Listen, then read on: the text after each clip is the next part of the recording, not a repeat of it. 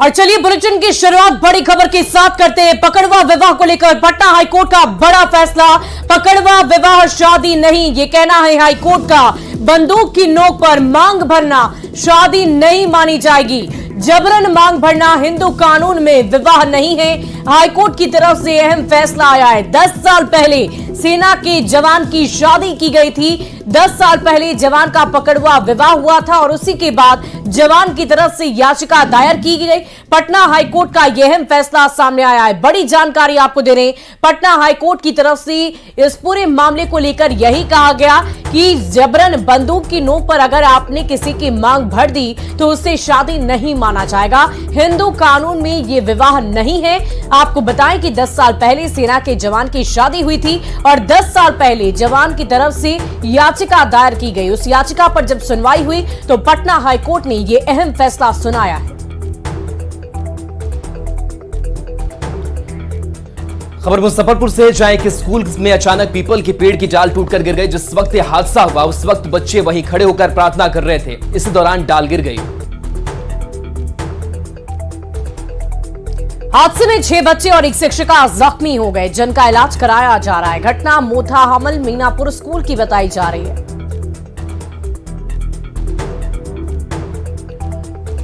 और इस बीच पटना से बड़ी खबर है, जहां सम्राट चौधरी का नीतीश पर हमला देखने को मिला है। नीतीश की प्रस्तावित यात्रा पर सम्राट चौधरी ने हमला बोला है।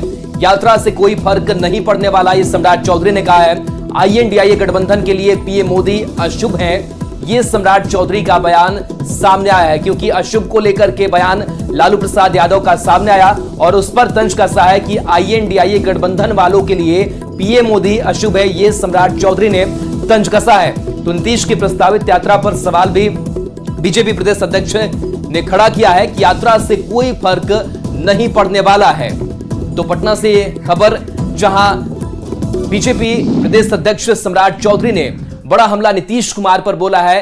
नीतीश कुमार की प्रस्तावित यात्रा पर उन्होंने हमला किया है। क्या कुछ कहा है सम्राट चौधरी ने, वो आपको सुनाते हैं। देखिए, कोई कहीं यात्रा करे उससे कोई फर्क नहीं पड़ने वाला है। कल लालू प्रसाद जी का एक बयान आया था कि नरेंद्र मोदी जी अशुभ हैं, एकदम अशुभ हैं। किसके लिए? इंडी गठबंधन के लिए अशुभ है। और उन लोगों के लिए जब तक नरेंद्र मोदी जी राजनीति में है तब तक राजनीतिक तौर पर काल के तौर पर खड़े रहेंगे। और इस देश को यदि श्रेष्ठ बनाना है तो फिर से नरेंद्र मोदी जी की सरकार बनाना है। बताइए अभी। और इसी बीच उत्तरकाशी सुरंग हादसे पर पीके का बड़ा बयान सामने आया। बिहार सरकार पर उन्होंने निशाना साधा है। पीके ने कहा कि दुर्घटना देश में कहीं भी हो सकती है, उसमें भुगतने वाला बिहारी ही होता है। नेता अभी भी समाज को बांटने और वोट को बटोरने में लगे हुए हैं। उत्तरकाशी में हुए हादसे को लेकर प्रशांत किशोर ने क्या कुछ कहा है, आपको सुनवाते हैं। बताइए, अभी उत्तराखंड में जो टनल में लोग फंसे हुए हैं उसमें 4 या 5 बिहार के बच्चे हैं। उन परिवारों पर क्या बीत रही होगी। अभी 5-7 दिन पहले सूरत में सेप्टिक टैंक साफ करते हुए 5 बिहार के बच्चों की मृत्यु हो गई। उनके परिवारों का कौन पूछने वाला है। दुर्घटना देश में कहीं भी हो, उसमें मरने वाला, उसमें भुगतने वाला बिहार का ही बच्चा है। क्यों? क्योंकि 2 करोड़ से ज्यादा बिहार के लोग आज 10,000, 12,000, 15,000 रुपए के लिए सबसे कठिन स्थिति में, सबसे डेंजरस काम जो कोई नहीं करता है वो बिहार का आदमी बेचारा, गरीबी में परेशान आदमी जाकर वो करता है। करेगा क्या? उसको अपने बच्चे को खिलाना है। अगर बच्चे का पेट भरना है तो उसको खतरा लेकर काम करना पड़ेगा। और ये लोग एक बार भी पलायन की बात नहीं करते हैं कि इन 2 करोड़ लोगों की जिंदगी, 2 करोड़ परिवारों की जिंदगी कैसे सुधरेगी। यहां अभी भी ये समाज को बांटने में और अपने वोट को बटोरने में लगे हुए हैं। बढ़ते आगे, जातीय गणना और 75% आरक्षण पर पूर्व डिप्टी सीएम तारकिशोर प्रसाद का बयान सामने आया है। तारकिशोर प्रसाद ने कहा कि बीजेपी भी आरक्षण को संविधान की 9वीं अनुसूची में शामिल करने की मांग के साथ है। आपको बता दें कि कल तेजस्वी यादव ने इसे 9वीं अनुसूची में शामिल करने की मांग की थी। साथ ही तारकिशोर प्रसाद ने विशेष राज्य के दर्जे की मांग को लेकर पॉलिटिकल स्टंट बताया है। क्या कुछ कहा, सुनिए। कैबिनेट के द्वारा प्रस्ताव पारित हुआ है कि संविधान के 9वीं अनुसूची में इसे शामिल किया जाए। तो भारतीय जनता पार्टी बिहार इस प्रस्ताव पर साथ है। आप लोग चाहते हैं कि इसे संविधान की 9वीं अनुसूची में शामिल किया जाए? निश्चित तौर पर उन्होंने प्रस्ताव पारित किया है और इस प्रस्ताव का समर्थन हम सबों ने बिहार विधानसभा में, पूरे देश में ये पहला मुख्यमंत्री होंगे जो अपने राज्य के विकास पर केंद्र सरकार से या माननीय प्रधानमंत्री जी से बात नहीं करते हैं। और जिस प्रकार से राष्ट्रीय जनता दल के दबाव में राजनीतिक हथकंडे के रूप में विशेष राज्य का दर्जा देने का प्रस्ताव का सुर उन्होंने फिर आलापा है। पीएम मोदी पर विवादित टिप्पणी को लेकर राहुल गांधी मुश्किल में गिर गए हैं। राहुल गांधी के बयान को लेकर चुनाव आयोग ने एक्शन लिया है। आयोग की तरफ से राहुल गांधी को नोटिस जारी किया गया है। नोटिस में कांग्रेस नेता से जवाब भी मांगा गया है। राहुल को जवाब देने के लिए 25 नवंबर तक का वक्त दिया गया है। वहीं राहुल को नोटिस दिए जाने पर बीजेपी सांसद रविशंकर प्रसाद ने राहुल पर निशाना साधा है। क्या कुछ कहा वो भी सुने। क्या मतलब है मॉडल कोड ऑफ कंडक्ट में प्रधानमंत्री बड़े बड़े पदों पर बैठे हुए लोगों के बारे में एक शिष्टाचार तो रखना पड़ेगा ना। राहुल गांधी क्या सामान्य शिष्टाचार भी भूल गए हैं? क्या हो गया है उनको? वो हिंदुस्तान की राजनीति में इसीलिए हैं कि वो एक पूर्व प्रधानमंत्री के बेटे हैं, एक पूर्व प्रधानमंत्री के पोते हैं, एक पूर्व प्रधानमंत्री के परपोते हैं। इसी कारण न है। आरएसएस के सरसंघचालक मोहन भागवत का बहुत बड़ा बयान सामने आया है। थाईलैंड की राजधानी बैंकॉक में आयोजित विश्व हिंदू कांग्रेस 2023 को संबोधित करते हुए आरएसएस के सरसंघचालक मोहन भागवत ने कहा है कि समूचा विश्व एक परिवार है और हम प्रत्येक व्यक्ति को उसकी संस्कृति में आर्य बनाकर ढालेंगे ताकि हर को जीवन में वास्तविक सुख मिल सके। और साथ ही संघ प्रमुख ने यह भी कहा कि सैकड़ों साल पहले भारत पर धन विजय हासिल किया गया था, पर आज यदि हम जय विजय की बातें कहते हैं तो इसका सीधा मतलब धर्म विजय होता है जो हमारी संस्कृति का हिस्सा है। आपको मोहन भागवत का वो बयान सुनाते हैं। World is one family and we will make everybody Arya, that is culture, to acquire possession of all means of material happiness. Unfortunately, taken the taste of this Dhana Vijaya very good. For about 150-200 years, India was looted like anything. But when we say Jaya or Vijaya, it is always Dharma Vijaya. और इस बीच रांची से बड़ी खबर है, जहां पेड़ से लटका आर्मी जवान का शव मिला है। आर्मी जवान की हत्या की आशंका जताई जा रही है। उत्तराखंड के निवासी मनोज कुमार सिंह थे जिनका शव मिला है। छुट्टी में मनोज घर लौटे थे। सिटी एसपी और आर्मी अधिकारी मौके पर पहुंचे हैं। साथ ही एफएसएल डॉग स्क्वाड की टीम भी जांच में जुटी हुई है। डोरंडा के चुक्का टोली में शव जवान का मिला है। तो बताया जा रहा है कि सिटी एसपी और आर्मी अधिकारी भी पहुंचे हुए हैं। एफएसएल डॉग स्क्वाड की जांच भी लगातार जारी है। हत्या की आशंका जताई जा रही है। तो रांची से बड़ी खबर, जहां पेड़ से लटका हुआ आर्मी जवान का शव मिला है। बता दें कि आर्मी जवान की हत्या की आशंका जताई जा रही है। छुट्टी में ये घर लौटे थे। उत्तराखंड के निवासी मनोज कुमार सिंह बताए जा रहे हैं जिनकी हत्या की आशंका जताई जा रही है। सिटी एसपी और आर्मी के अधिकारी मौके पर पहुंचे हैं। साथ ही जांच और गहन कैसे हो सके इसके लिए एफएसएल की टीम भी पहुंची है, डॉग स्क्वाड की भी टीम पहुंची है और लगातार मामले की जांच की जा रही है।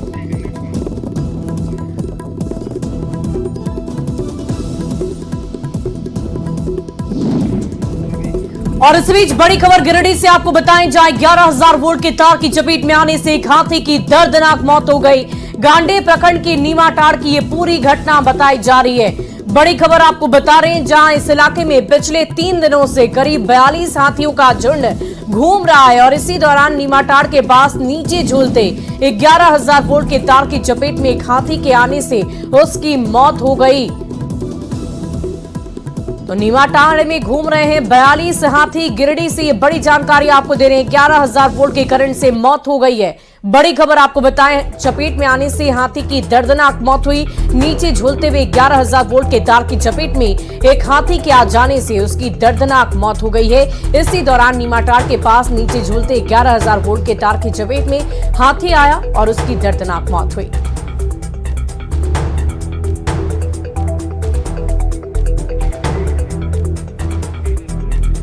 वहीं हाथी की मौत की जानकारी मिलने पर डीएफओ मौके पर पहुंचे।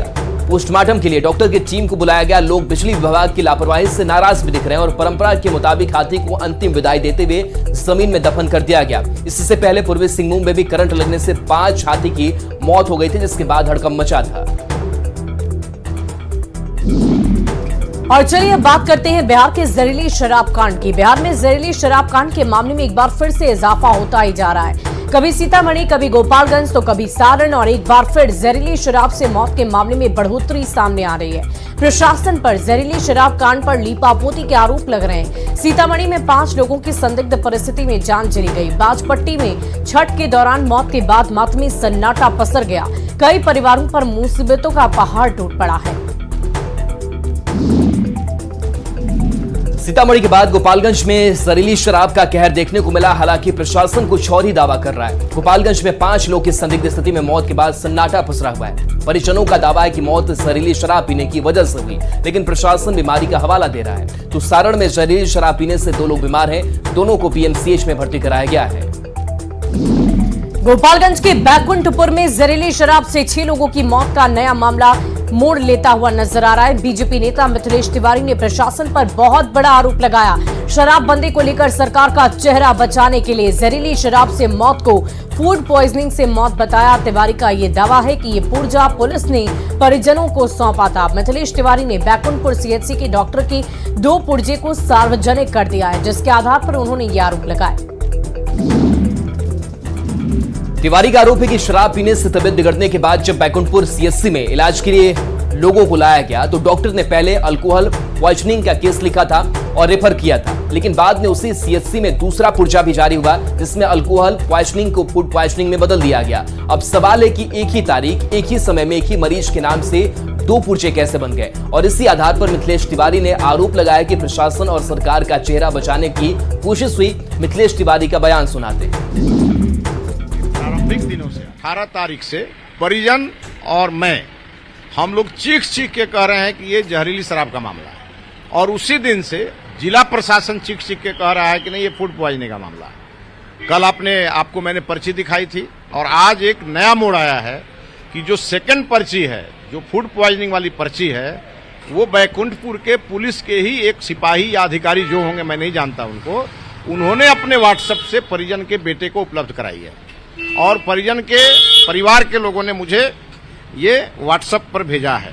और सीधे संदीप कुमार नाम का कोई सिपाही है जो बैकुंठपुर थाना में पदस्थापित है, और उसने ये पर्ची बनवा के अस्पताल से और उसको भेजा और कहा कि पहली पर्ची को तुम गोरखपुर में मत देना, क्योंकि वो पेशेंट गोरखपुर चला गया था।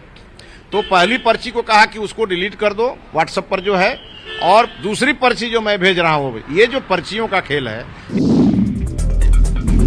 बीजेपी के आरोपों पर जेडीयू ने पलटवार किया है। जेडीयू के प्रदेश प्रवक्ता ने कहा है कि मिथिलेश तिवारी ने सरकार और प्रशासन को बदनाम करने की साजिश रची है और खुद से फर्जी अस्पताल का पर्ची बनाकर मीडिया के सामने पेश किया। बयान सुनाते हैं। और न्यूज 18 के लाइव बुलेटिन में जो तस्वीरें सामने आई वो सुनकर आप भी हतप्रभ रह जाएंगे। आपको बता दें कि मिथिलेश तिवारी बार बार इन बातों को सामने रख रहे हैं। अस्पताल का पर्ची बनाकर मीडिया के सामने पेश किया गया है। क्या कुछ कह रहे हैं वो आप भी सुने।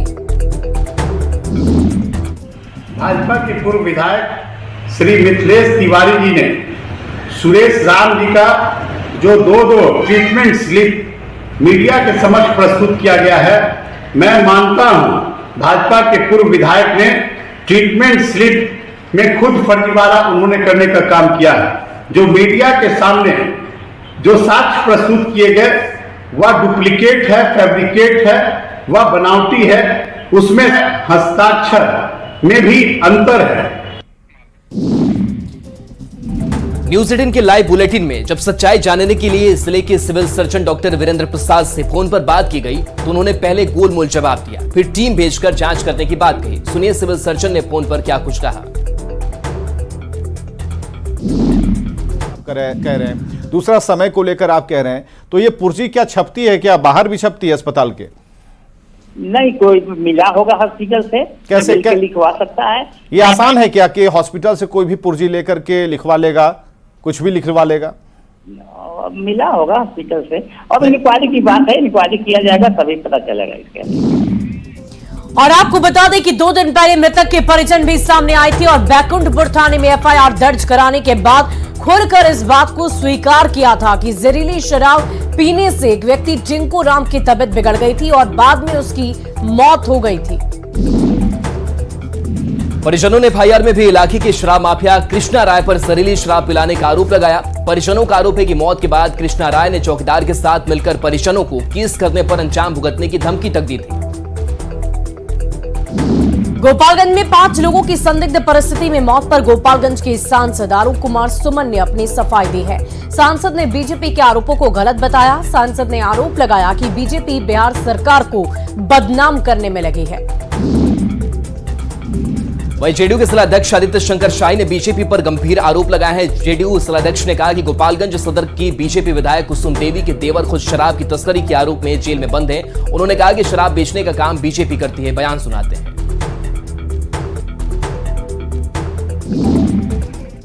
भारतीय जनता पार्टी पता नहीं कौन सा थर्मामीटर लेके वहां पहुंची है और बिना जांच पड़ताल के आरोप लगा रही है कि मौत जो वहां पे हुई है वो शराब से हुई है।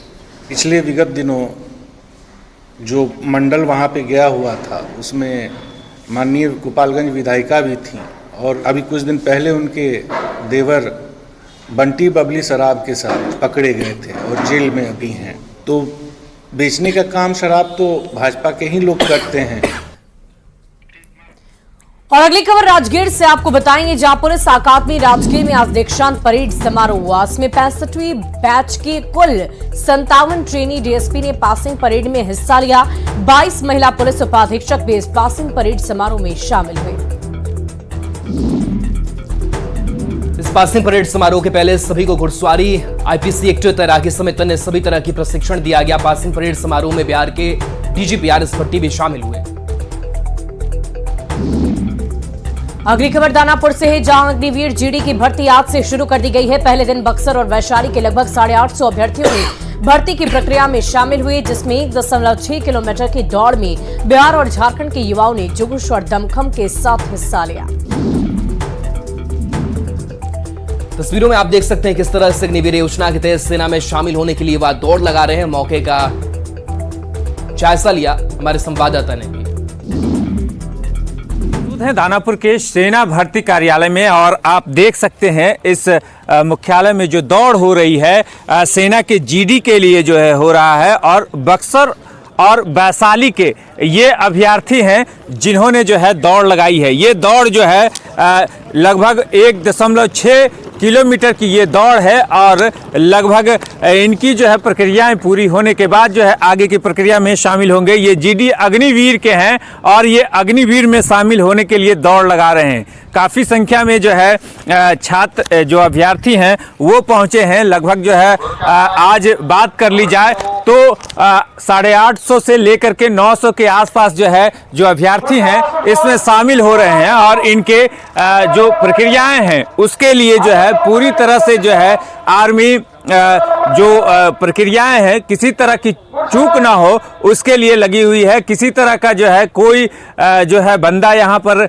ऐसा ना पहुँचे जो बिना जो है रजिस्टर्ड हो और वो यहाँ सारी प्रक्रियाएं होती है। एक राउंड जो है 400 मीटर की है और एक राउंड पूरा करने के बाद जो है पूरा जो है लगभग 1600 मीटर का ये दौड़ पूरा करते हैं और उसके बाद फिर जो है इन्हें शामिल किया जाता है आगे की प्रक्रिया में। जो लोग पीछे रह जाते हैं उन्हें यहाँ से आउट कर दिया जाता है। आप देख लीजिए जो ये लोग खड़े हैं ये जो पीछे हो जाएंगे तो उन्हें जो है अंदर कर लिया जाएगा और इन्हें फिर इस दौड़ से जो है बाहर कर दिया जाएगा। तो ये प्रक्रिया जो है इसमें किसी भी जो दलाल है उसकी एंट्री नहीं होगी, क्योंकि यहाँ जो भी निष्पक्ष तरीके से जो भर्ती हो रही है उसमें जो लोग भी पास होते हैं वो अपने दम पर पास होते हैं और अग्निवीर में शामिल होने के लिए पहले ये दौड़ लगाते हैं और आगे जिग जैग के साथ साथ बीम लगाएंगे। दानापुर से न्यूज़ 18 के लिए मर्जिश शर्मा।